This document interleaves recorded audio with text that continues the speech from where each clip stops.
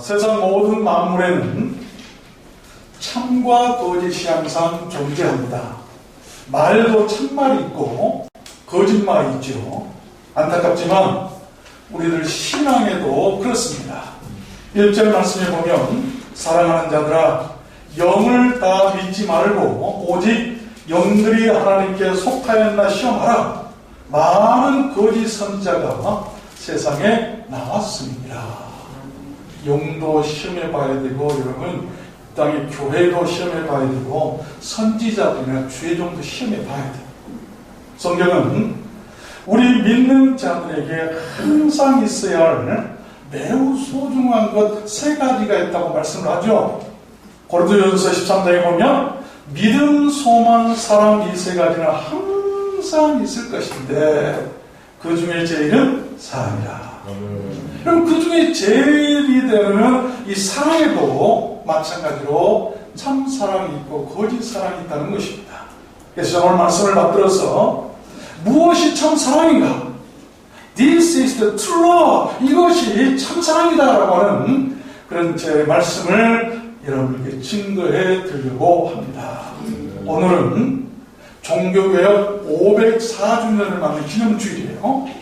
중세교회가 잘못되어서 종교개혁을 불러온 것은 여러 가지 요인들이 있습니다. 그렇지만 저는 한마디로 요약하라고 한다면 참 사랑의 결여에서 온 것이다라고 말씀드리고 싶어요. 사랑은 오래 참고 온유하고 투기하지 않고 자랑하지 않고 교만하지 않고 물에 앵지 않고 자기의 유익을 묻지 않고 썸내지 않고 악한 것을 생각지 않고 불의를 기뻐하지 않고 지혜를 기뻐하고 모든 것을 참고 모든 것을 믿고 모든 것을 바라고 모든 것을 견디게 하기 때문 아니겠습니까? 그러한 사랑을 알고 실천하는 사람은 주님께서 말씀하시기를 모든 율법을 이룬 사람이라고 말씀하고 계세요. 대단하죠? 또한 우리들 기독교 최고의 윤리요 또한 최고의 계명을 모두 지키는 사람이 된다고 주님께서 말씀하셨어요. 사랑이 얼마나 중요한가? 여러분 오늘날 현대교회가 다시 종교개혁을 해야 한다면 그러한 참 사랑을 회복하는 것이라고 저는 말씀드리고 싶습니다. 중세교회가 거짓 없는 참 사랑이 있었다면 지도자들이 백성들을 속이고 성도들을 속이고 교회가 사회를 속이고 하는 일을 거짓이 없이 참 사랑을 있었다고 한다면 종교개혁은 필요하지 않았을 것입니다. 우리 모두 종교개혁의 정신으로 우리들 두란노 속기 안에서도 그러한 참 사랑을 회복하는 그런 신앙개혁이 일어났으면 좋겠습니다. 종교개혁이 일어난 것처럼 우리에게 혁명이 일어나요. 교회도 혁명이 일어나요. 개혁이 일어나요. 우리 사랑을 회복하는 거예요. 사랑이 없으면 그것이 참 교회가 아니라 사랑이 없으면 참 사랑이 아니라 거짓 사랑이었죠. 교회도 참 사랑이 없으면 하나님의 교회가 아니라 마귀 교회고 거짓된 교회라는 것입니다. 성도도 마찬가지예요. 교회는 반드시 사랑이 있어야 돼요. 여러분 모두 그렇게 되시기를 주님의 이름으로 축원합니다. 여러분 무엇이 그렇게 참 사랑일까요? 세 가지를 말씀할 텐데 첫 번째는 know each other, 이 서로를 아는 것이다. 서로를 아는 것. 7절 말씀해 보니까 사랑하는 자들아 우리가 서로 사랑하자. 사랑은 하나님께 속한 것이니 사랑하는 자마다 하나님께서 나서 하나님을 알고 안다. 사랑하지 아니하는 자는 하나님을 알지 못하나니 이는 하나님은 사랑이십니다. 하나님을 알려면 하나님의 본체가 사랑이다. 그러니 그 사랑이 하나님을 알아라라고 하는 말씀이에요. 그런 것이죠. 참 사랑은 그렇게 대상을 알아주는 것입니다. 그것은 머리가 아닌 가슴으로 아는 것을 말합니다. 상대가 누구인지를 모르고 어떻게 그걸 인정하고 어떻게 그런 깊은 사랑을 할 수가 있겠습니까? 저는 다들 사랑하고 다들 존경합니다. 그 가운데서도 또 질투하지 마세요. 우리 새 가족이기 때문에 고영리 권사의 얘기를 또 한 번 하겠습니다. 질투 안 나시죠? 네. 아침에도 또 기도해야 되겠어요. 주일 아침에도 기도해야 됩니다. 그런데 내가 고영님 보호자를 다 알기 때문에 더 사랑하는 마음이 생겨요. 그가 전도하기 위해서 신장 하나를 떼서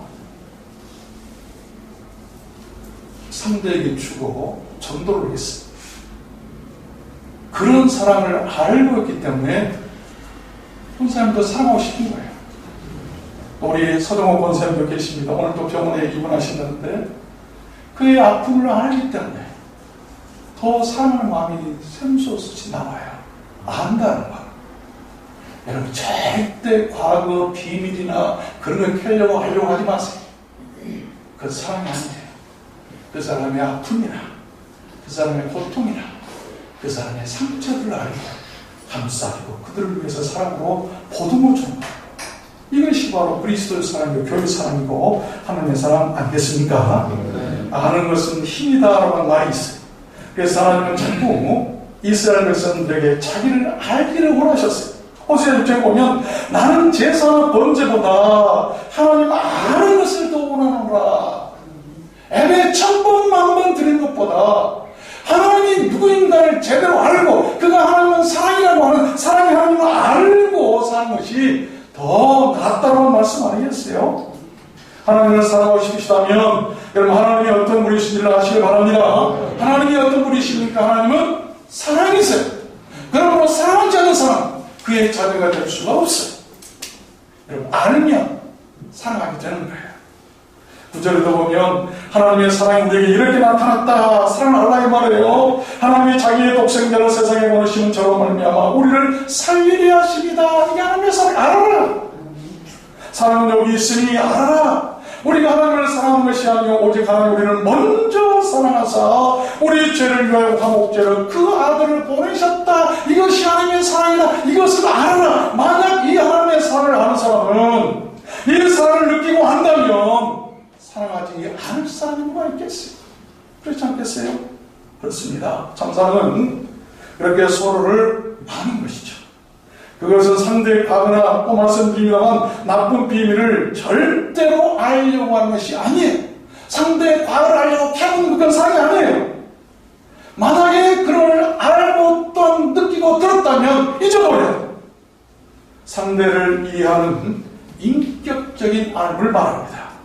하나님 우리를 너무나 세심하게 잘 알고 계세요. 마태복음 10장에 보면 너희에게는 머리털까지 세심받았다. 얼마나 우리를 잘 아시면 우리의 머리털이 몇 개까지라도 세고 계신다고 하는 그런 섬세한 하나님의 사랑, 이것이 바로 하나님의 사랑이에요. 우리가 그런 사랑이 있으면 참 사랑이 있고 그 참 사랑이 있는 교회는 하나님의 건강한 교회가 될 줄로 믿습니다. 두 번째입니다. 무엇이 또한 그러한 참 사랑일까요? 두 번째는 no fear, 이 두려움이 없는 것이죠. fear, 두려움이 없는 것. 17절 말씀해 보면 이로써 사랑이 우리에게 온전히 이룬 것은 우리로 심판날에 담대함을 가지게 하려 함이니 사랑 안에 두려움이 없고 no fear, 두려움이 없고 온전한 사랑이 두려움을 내어 쫓나니 두려움에는 형벌이 있으니라. 두려워하는 자는 사랑 안에서 온전히 이루지 못하였느니라. 그래서 계시록 3장 2장에 보면 두려워하는 자들은 불과 유황으로 타는 못에 참여하리니 이것이 둘째 사망이다. 두려움이라고 하는 것은요 천국 못 가요. 참 사랑이라고 하는 것은 그렇게 심판의 두려움이나 죄의 형벌에서 해방되고 그 두려움이나 형벌을 내어 쫓고 없애주는 사랑을 말하는 거예요. 그것이 우리를 인간을 향하신 하나님의 사랑이고 그 사랑이 우리 죄인들을 구원하는 거예요. 우리가 사랑하지만 하나님의 사랑을 뭘로 알아야 될 것인가? 죄로 말미암아 지옥의 두려움과 또한 형벌의 두려움 속에 벌벌 떨고 있는 인류를 향해서 그들에게 복음을 선포하고 사랑을 베풀어서 그들의 두려움 가운데서 나오도록 해주는 것. 이게 하나님의 사랑이에요. 그러면 교회는 두려워하는 자들을 구원하는 사람. 이게 교회 아니겠습니까? 서로에게 두려움을 주고 공포 분위기를 조성하고 사망에 이르게 하고 형벌이나 심판을 받게 하는 것은 율법적이고 권위적이고 참사랑이 아니에요. 여러분, 중세교회가 그랬어요. 그래서 종교개혁을 불러올 수밖에 없었다는 것입니다. 예수님의 당시에도 바리새인들은 너무나 율법적이고 권위적이고, 그래서 여러분 얼마나 많은 시행착오들을 겪었고 급기야 예수님까지 십자가에 못 박혀 죽겠을까요? 여러분, 참사랑은 두려움도 없는 것이고 부끄러움도 없는 것입니다. 그것이 참된 우리들 기독교요, 참된 교회요, 참된 신앙이죠. 여러분들마다 교회 나오셔서 하나님 앞에서 아직도 성도들 앞에서 두려움이나 부끄러움이 있다고 한다면 아직 하나님을 못 만나셨어요. 하나님의 사랑을 여러분들이 느끼고 하나님의 사랑을 알게 되었다면 하나님 앞에서 지난다는 모든 죄나 부끄러운 것 이미 하나님께서 다 가려주시고 모든 두려움에서 다 벗어나게 하시고 하나님의 자녀로서 기쁨을 주신다는 것을 믿으시길 바랍니다. 실제로 성경에 보면 그런 얘기가 나와요. 요한복음 8장에 보면 이 서기관들과 바리새인들이 가늠 중에 잡힌 여자를 끌고 왔어요. 가운데서 예수께 말씀합니다. 선생이요, 이 여자가 가늠하다가 현장에서 잡힌 여자입니다. 모세는 율법에 이러한 여자를 돌로 치라 명했는데 선생님은 어떻게 하시겠습니까? 어떻게 말하시겠습니까? 그때 예수님께서 몸을 굽히사 손가락으로 땅에 쓰시니 저희가 묻기를 맞이하니 아니라 이에 일어나 가라사대 너희 중에 죄 없는 자가 돌로 치라 하시니, 저희가 이 말씀을 듣고 양심의 가책을 받아 어른으로 시작하여 젊은이까지 하나씩 나가고 오직 예수와 그 가운데 서는 여자만 남았더라. 예수께서 일어나사 여자 위에 아무도 없는 것을 보시고 이르시되 여자여, 너를 고소하는 그들이 어디 있느냐? 너를 정죄한 자가 없느냐? 대답하되 주여 없나이다. 예수께서 가라사대 나도 너를 정죄하지 아니한다. 우리가 두려움에 떨고 있는 여자, 여러분, 그렇게 참사랑은 그 두려움에서 벗어나게 해주고 형벌을 면케 해주는 것이 참사랑, 그 하나님의 사랑, 바로 그 사랑이 여러분 인류를 구원하신 사랑이라는 것입니다. 돌에 맞아 죽을 처지에 있던 그 여자는 예수님의 그 사랑으로 두려움이 사라지고 주님에 대한 깊은 존경과 사랑을 알고 느끼게 되었을 것입니다. 나는 교회에서 어떤 사람인가? 저는 말씀을 생각해 보면서 적용해 봅니다. 그래, 나는 교회에서 어떤 사람인가? 나는 사람들에게 돌로 치르는 사람인가? 아니면 예수님처럼 두려움에서 벗어나게 해주는 사람인가? 저는 한 주간 동안 많은 것을 묵상했습니다. 어떤 목사님이 작은 시골교회 동료 목사님을 방문했답니다. 근데 그 목사님 아이들이 셋인데 가만히 있어요. 그런데 유독 한 아이의 머리가 아주 길더래요. 그래서 여자인 줄 알고 아주 예쁘다라고 쓰다듬었더니 싫어하면서 나 남자예요 라고 나서 그러는 거예요. 그래서 목사님이 깜짝 놀래요. 왜 남자가 이렇게 머리를 기른 거야? 라고 물으니까 그 사모님이 대변합니다. 저의 친구가 백혈병으로 소화병동에 있는데 치료받느라 머리가 다 빠져서 하나도 없어요. 그래서 자기가 머리카락을 길러서 가발을 만들어주고 싶어서 이렇게 기르고 있단다. 이런 말씀했다는 것이죠. 친구의 머리카락이 없는 부끄러움이나 두려움을 가려주기 위한 사랑의 발로가 아니겠는가. 여러분, 사춘기 때 어른아이가 머리 하나도 없이 친구들 앞에 나타날 때 얼마나 두렵고 부끄럽고 창피했겠어요. 그것을 가려주기 위해서 내가 돈이 없으니까 내 머리를 대신 길러서 내가 가발을 만들어서 친구에게 주고 싶습니다라고 그런 말이죠. 어린아이들은 참사랑이 있는 것이죠. 마지막 세 번째입니다. 무엇이 그래야 참사랑일까요? 세 번째는 no hate, 이 미움이 없는 것이죠.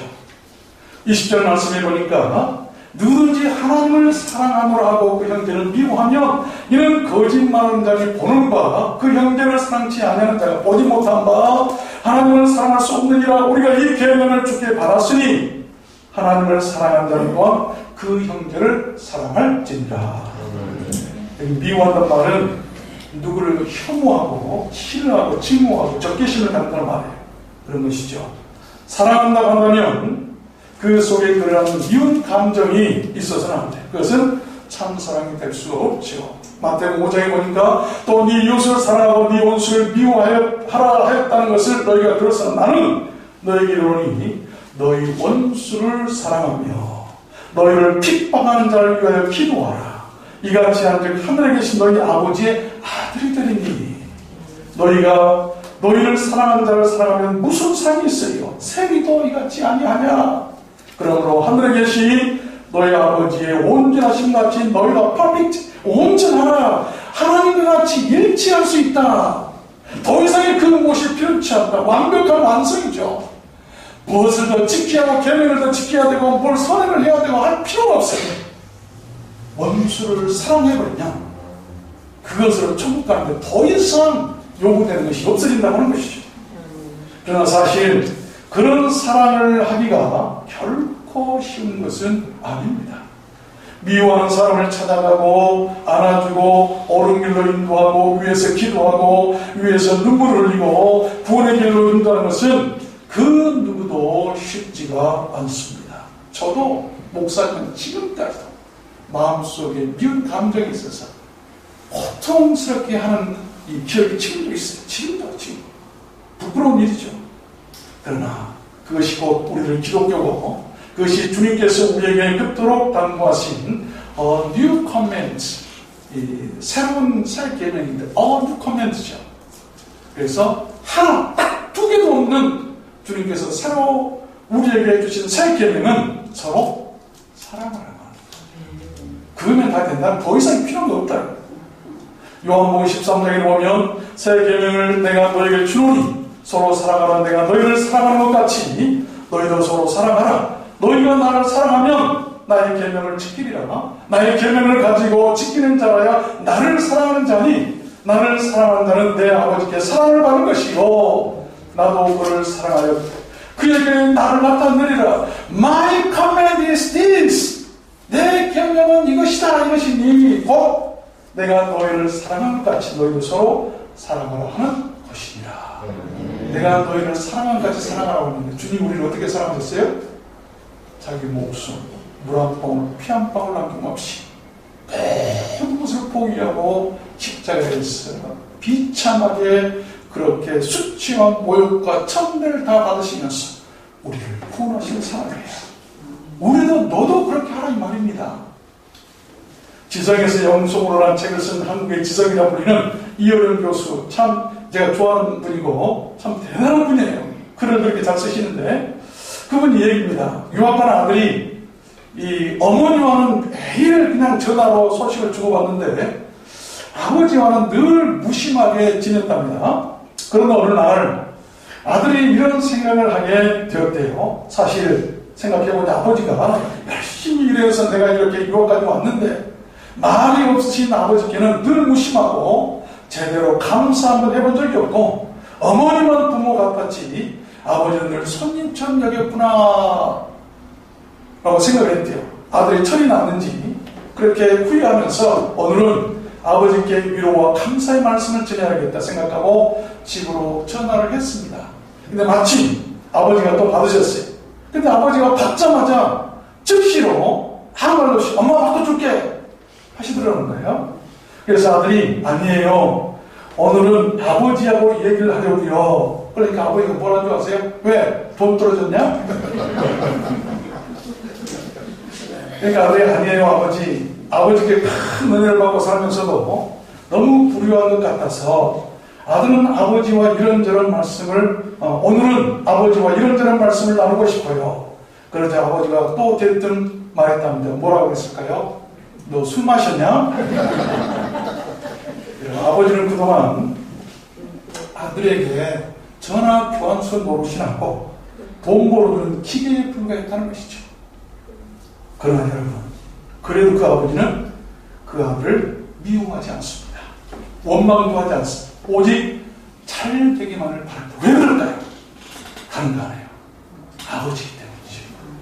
하나님이시기 때문에 하나님이시기 때문에 우리가 잘못하고 죄를 짓고 그렇게 해도 용서하고 내색하지 않고 참아내시고 지금도 우리를 사랑하신 거예요. 아버지는 속으로 온다는 말이 있죠. 하나님 아버지의 그런 사랑, 조건 없는 사랑. 여러분 그런 사랑이 참 사랑 아니겠습니까? 조금 싫다고 누가 욕했다고 가서 같이 대하면 아버지 사랑이 아니에요. 근데 미안합니다. 가끔 보면 엄마들은 이 자식들 싸우다 보니까 엄마들하고 딸들하고 자꾸 싸우더라고. 우리 집을 얘기하는 거 아닙니다. 잘 때 같이 우리가 전도사실 신학생 때 근데 보니까 자기 친정 어머니하고 사는데 막 왼수예요. 왠지 모르겠어요. 그런데 아버지는 안 해요. 아무리 싫은 일을 하고 그래도요, 아버지는 절대 자식들을 욕하는 법이 없어요. 미안합니다. 우리는 않겠지만 어머니는 자식들을 욕하지만 아버지는 욕 안 해요. 아버지기 때문에. 나는 생각해 봤어요. 참사랑이 뭔가? 참사랑이 뭔가? 여러분, 그래도 그 아버지는 그렇게 미워하지 않고 그 참사랑이 아니겠는가? 그래서 오늘날 우리가 종교개혁을 해야 한다면 바로 그런 사랑을 회복하는 것이 아니겠는가 생각을 해봅니다. 말씀을 맺겠습니다. 토니 캄팔로라고 한 사람이 전도를 많이 한 사람인데 이제 곧 임종에 가까운 어르신들께 질문을 자주 해본답니다. 만약 하나님이 다시 살게 하셔서 한 번 더 살게 기회를 주신다면 무엇을 하고 싶으십니까? 물어보니까 그 질문에 대한 가장 많은 대답은 오래 사는 것도 아니고 돈을 많이 벌어서 부자 되는 것도 아니고 성공하는 것도 아니었다고 그래요. 그들이 가장 바랐던 것은 그동안 해보지 못한 사랑을 죽도록 해보고 싶다라고 했답니다.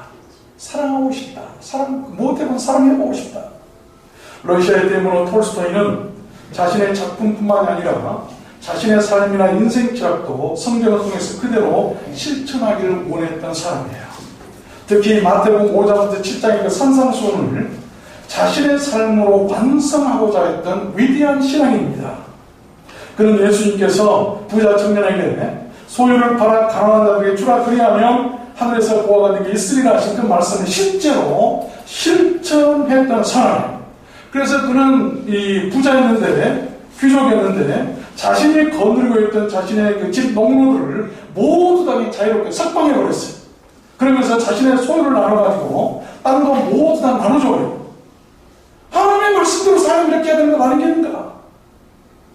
그래서 그 평민들과 어울려 살기 위해서 이처럼 그 귀하신 분이 이 땅에 죄인들과 오셨던 나도 그래야 된다고 하면서 농부들의 그 헤어진 옷을 스스로 입고 스스로 신발을 자기가 만들어서 신고 밭에 나가서 손수 밭을 일구면서 살았다. 그런데 그 부인이 악처예요. 그런 남편에 대해서 못마땅해가지고 소냐라고 하는 분이 아내였는데 불만이 있었고 맨날 다투고 바가지를 세게 했어요. 그래서 이 톨스토이는 급기야 하나님의 말씀을 실천하기 위해서 물론 가정을 버리고 떠났다는 것에 대해서 상당한 비판도 있습니다만 가출을 너무 많죠. 그리고 가출한 지 10일 만에 열흘 만에 82세의 나이로 가난한 사람들이 모여 사는 한 빈촌의 간이역에서 생을 마감합니다. 여러분 한번 생각해 봅시다. 그 생의 마지막이 쓸쓸했을까 아니면 행복했을까? 여러분은 그 톨스토이에 대해서 행복한 사람이라고 말하고 싶어요? 실패한 사람이라고 불행했던 사람이라고 말하고 싶어요? 나는 그가 행복했으리라고 믿습니다. 그의 책 사람은 무엇으로 사는가에 보면 그는 사람은 사랑으로 산다고 주장했던 사람이에요. 그래서 그 사랑 때문에 가난한 사람들을 마지막까지 사랑하다간 그의 생이 행복했을 것이라고 저는 믿는 것입니다. 부자와 거지 나사로에서 우리가 볼 수가 있어요. 여러분, 부자의 마지막 죽는 순간이 행복했을까요? 아니면 가난한 거지의 마지막 죽는 순간이 행복했을까요? 죽을 때 누가 더 행복했을까요? 부자는 그 돈이 아까워서 불안해하고 괴로워서 떨다 죽어서 행복이 아니에요. 근데 비록 아무것도 없었던 거지 나사로는 한 번도 없습니다. 주님 품만 바라고 천국을 바라보니까 얼마나 행복했겠어요. 여러분, 참사랑이 무엇입니까? 서로를 이해하고 아는 것이죠. 두려움이나 형별이 없는 것이죠. 그리고 누구도 미워하지 않는 것. 그런 사랑이 있는 사람, 이미 하나님을 만난 사람이고 하나님이 그 안에 계신 사람인 것입니다. 어느 집에서 결혼식이 있었대요. 패백이 가게 되었는데 그만 신부가 맨날 보면 큰절을 하죠. 참 힘들어요. 옆에서 잡아주고 그러죠. 얼마나 힘이 들었으니 그만 시아버지한테 폐병을 하다가 뽕 하고 감기가 나왔어요. 주변 사람들은 키득거리기 시작했고 신부는 민망스러워서 어쩔 줄을 몰라합니다. 그러자 시아버지가 얼른 며느리에게 이렇게 말합니다. 애야, 우리 집에 대대로 경사가 났구나. 네 시할머니가 패백을 들을 때 방귀를 뀌었는데 글쎄 아들을 6이나 낳았지 뭐냐. 그러니 너도 아들 6을 낳겠구나. 우리 집에 경사가 났구나. 막 박수치고 좋아하는 거예요. 그런데 그 말을 들은 며느리에게 더 큰 일이 벌어지고 말았습니다. 그 말을 들은 며느리가 너무나 무서워서 막 웃다가 줄방귀를 끼고 말았습니다. 패백 씨는 순간 웃음바로 초토화가 되고 말았습니다. 여러분, 그러자 시아버지가 얼른 또 수습에 나섭니다. 애야, 그건 너무 과하구나. 나는 아들 6이면 족한데. 그러자 갑자기 숙연했어요. 그 주변에 있던 사람들은 그 시아버지의 며느리를 향한 사랑과 재치에 모두 감탄해가지고 시아버지 최고라고 외치면서 박수를 보냈다고 해요. 누군가의 약점의 치부를 이러쿵저러쿵 드러내고 거짓말까지 보태서 떠들고 다니는 그런 특별한 은사가 있는 사람들이 있어요. 우리 말로 저쪽 동네. 그것은 사람이 아닙니다. 그런 사람 곁에는 사람들이 없고 언젠가는 다 떠나게 되고 말아요. 그런 사람은 하나님을 만나지 못한 사람이죠. 그런 사람은 언젠가 부메랑처럼 자기도 그렇게 당할 수밖에 없음을 알아야 합니다.